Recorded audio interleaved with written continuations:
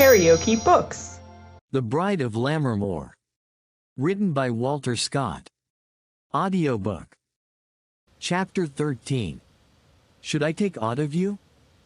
'Tis true I begged now. And what is worse than that, I stole a kindness. And, what is worst of all, I lost my way in't. Wit without money. The face of the little boy, sole witness of Caleb's infringement upon the laws at once of property and hospitality, would have made a good picture. He sat motionless, as if he had witnessed some of the spectral appearances which he had heard told of in a winter's evening, and as he forgot his own duty, and allowed his spit to stand still, he added to the misfortunes of the evening by suffering the mutton to burn as black as a coal. He was first recalled from his trance of astonishment by a hearty cuff administered by Dame Lightbody, who, in whatever other respects she might conform to her name, was a woman strong of person, and expert in the use of her hands, as some say her deceased husband had known to his cost.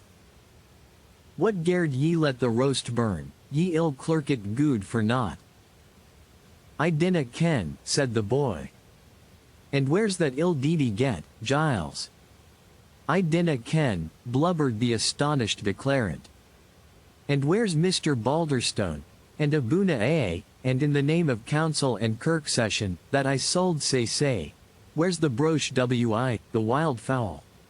As Mrs. Girder here entered, and joined her mother's exclamations, screaming into one ear while the old lady deafened the other, they succeeded in so utterly confounding the unhappy urchin, that he could not for some time tell his story at all, and it was only when the elder boy returned that the truth began to dawn on their minds. Weel, sirs, said Mrs. Lightbody, wad hae thought o' Caleb Balderstone plain in auld acquaintance sic a plisky. Oh, weary on him, said the spouse of Mr. Girder, and what am I to say to the goodman? He'll brain me, if there wasna another woman in a wolf's hope. Hout tout, silly queen, said the mother, naw, it's come to muckle, but it's no come to that neither, for an he brain you he maun brain me, and I have gar'd his better stand back. Hands aff is fair play, we mauna heed a bit flighting. The tramp of horses now announced the arrival of the cooper with the minister. They had no sooner dismounted than they made for the kitchen fire, for the evening was cool after the thunderstorm, and the woods wet and dirty. The young goodwife, strong in the charms of her Sunday gown and bigonets, threw herself in the way of receiving the first attack, while her mother, like the veteran division of the Roman legion, remained in the rear, ready to support her in case of necessity.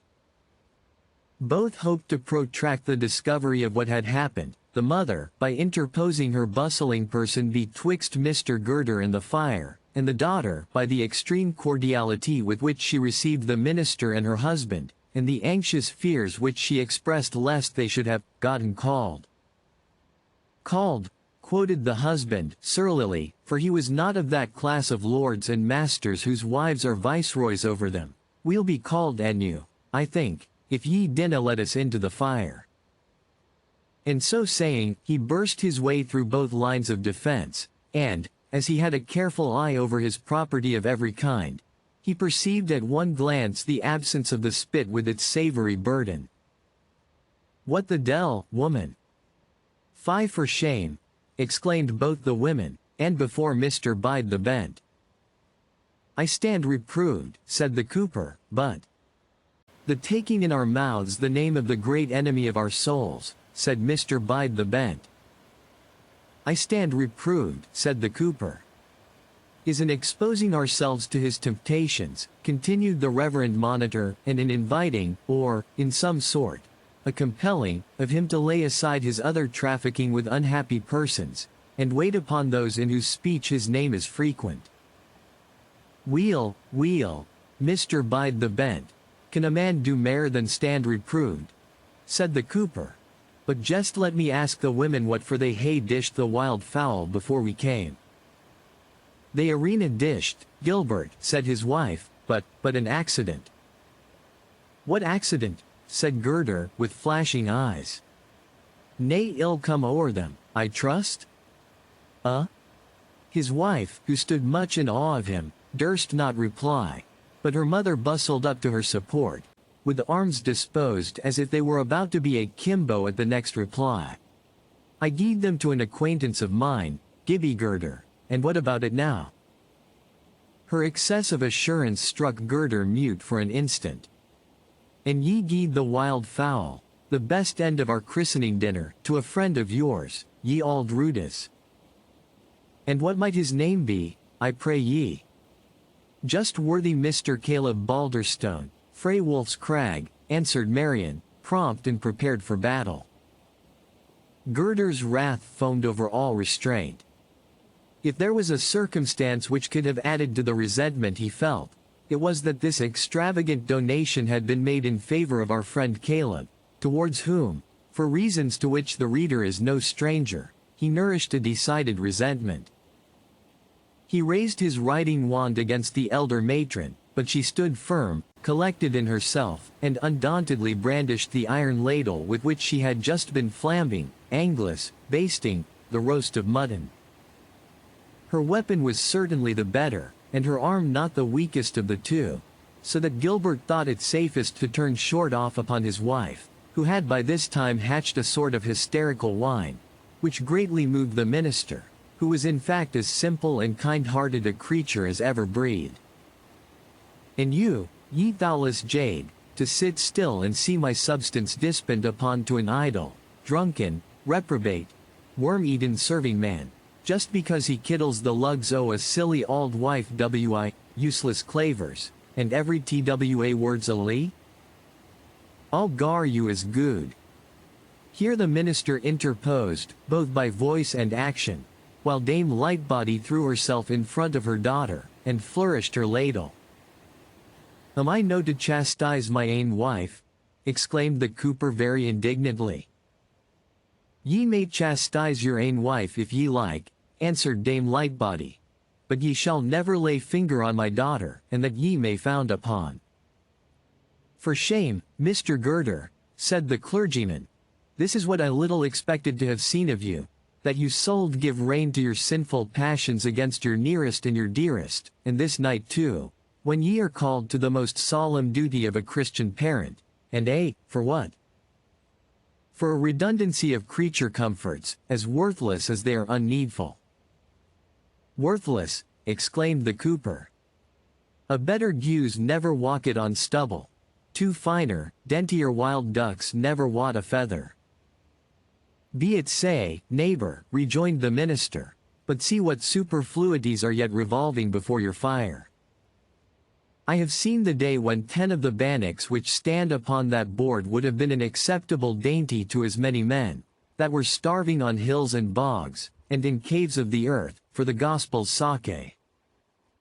And that's what vexes me maist of said the cooper, anxious to get someone to sympathize with his not altogether causeless anger. And the queen had gi'en it to ony suffering son, or to ony body Ava but that reaving, lying, oppressing Tory villain, that raid in the wicked troop of militia when it was commanded out against the Sants at Bothwell Brig by the auld tyrant Alan Ravenswood, that is gained to his place, I wad the less hay-minded it. But to gie the principal parts o' the feast to the like o' him. Aweel, Gilbert, said the minister, and dinna ye see a high judgment in this? The seed of the righteous are not seen begging their bread. Think of the son of a powerful oppressor being brought to the pass of supporting his household from your fullness. And, besides, said the wife, it wasna for Lord Ravenswood neither, and he wad hear but a body speak. It was to help to entertain the Lord Keeper, as they ca' him, that's up yonder at Wolf's Crag. Sir William Ashton at Wolf's Crag, ejaculated the astonished man of hoops and staves. And hand and glove Lord Ravenswood, added Dame Lightbody. Doited idiot. That auld, clavering neck drawer wad gar ye tro the moon is made of green cheese. The Lord Keeper and Ravenswood. They are cat and dog, hare and hound. I tell ye they are man and wife, and grieve better than some others that are say, retorted the mother-in-law. Forby, Peter Puncheon, that's Cooper the Queen's stores, is dead, and the place is to fill, and Od guide us, wool ye hod your skirling tongues, said Girder, for we are to remark, that this explanation was given like a catch for two voices, the younger dame, much encouraged by the turn of the debate, taking up and repeating in a higher tone the words as fast as they were uttered by her mother. The goodwife says nothing but what's true, meester, said Girder's foreman, who had come in during the fray. I saw the Lord Keeper's servants drinking and driving o'er at Lucky Smaytrash's, o'er by yonder. And is there meester up at Wolf's Crag? Said Girder. Aye, troth is he, replied his man of confidence. And friends W.I. Ravenswood? It's like say, answered the foreman, since he is putting up W.I. him. And Peter Punchin's dead? Aye, Punchin has leaked out at last, the old carl, said the foreman. Mony a dribble o' brandy has gone through him in his day. But as for the brooch and the wild fowl, the saddle's no aff your mare yet, meester, and I could follow and bring it back, for Mr. Balderstone's no far aff the town yet. Do say, Will, and come here, I'll tell you what to do when ye o'ertake him. He relieved the females of his presence, and gave Will his private instructions.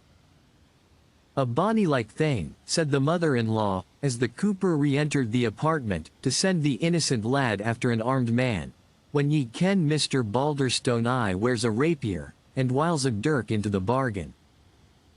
I trust, said the minister, ye have reflected weel on what ye have done, lest you should minister cause of strife, of which it is my duty to say, he who affordeth matter, albeit he himself striketh not, is in no manner guiltless.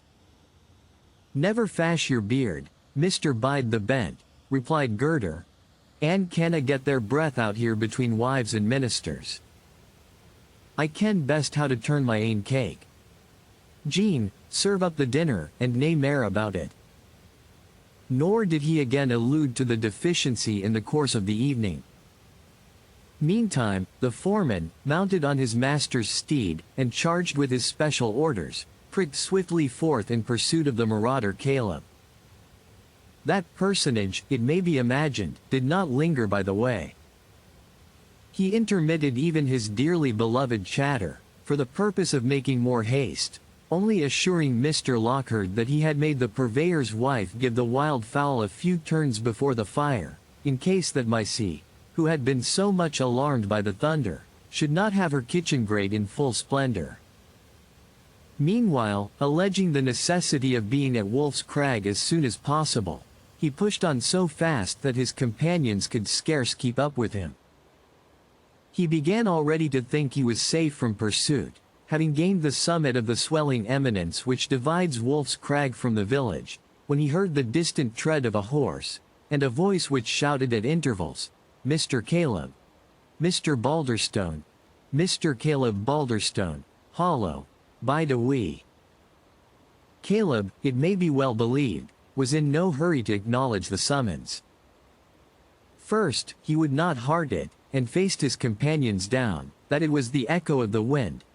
Then he said it was not worth stopping for, and, at length, halting reluctantly, as the figure of the horseman appeared through the shades of the evening, he bent up his whole soul to the task of defending his prey, threw himself into an attitude of dignity, advanced the spit, which in his grasp might with its burden seem both spear and shield, and firmly resolved to die rather than surrender it.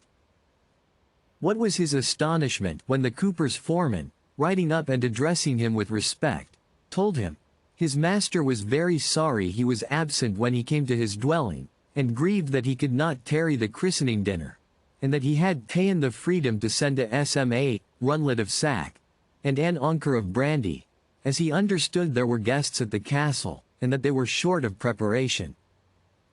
I have heard somewhere a story of an elderly gentleman who was pursued by a bear that had gotten loose from its muzzle, until completely exhausted. In a fit of desperation, he faced round upon Bruin and lifted his cane, at the sight of which the instinct of discipline prevailed, and the animal, instead of tearing him to pieces, rose up upon his hind legs and instantly began to shuffle a saraband.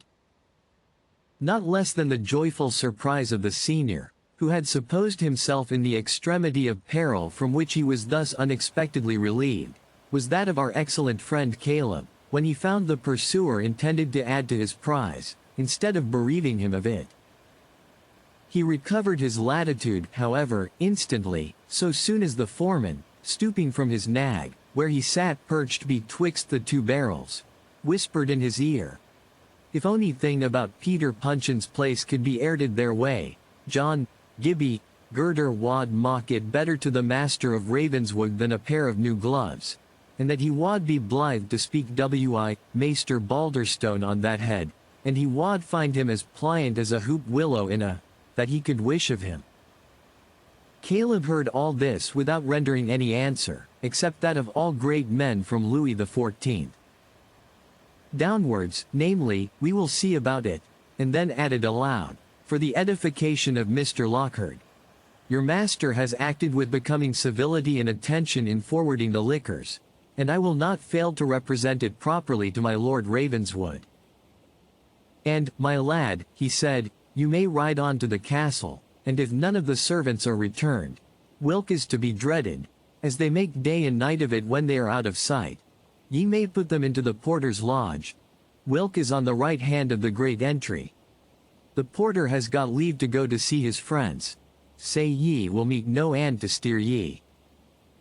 The foreman, having received his orders, rode on, and having deposited the casks in the deserted and ruinous porter's lodge, he returned unquestioned by any one. Having thus executed his master's commission, and doffed his bonnet to Caleb and his company as he repassed them in his way to the village, he returned to have his share of the christening festivity. If you liked what you heard, please subscribe to the channel.